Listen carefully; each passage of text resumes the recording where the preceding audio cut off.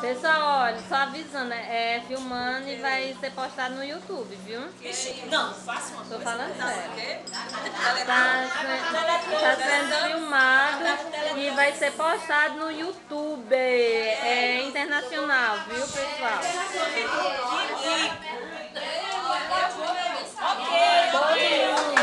Todo mundo. Por favor. Pronto, vai, André. Diga lá.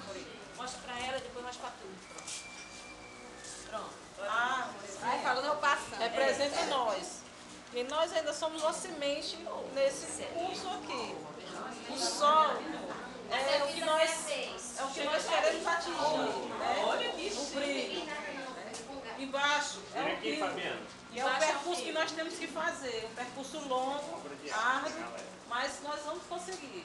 E um livro quer dizer que nós temos que dormir em cima dele, plagiar, para nós chegar ao nosso objetivo.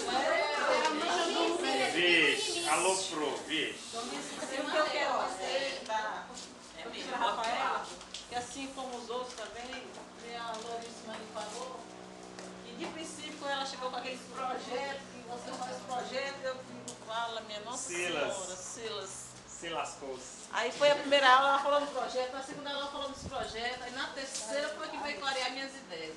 Até porque a minha equipe, elas têm duas pessoas que elas, assim,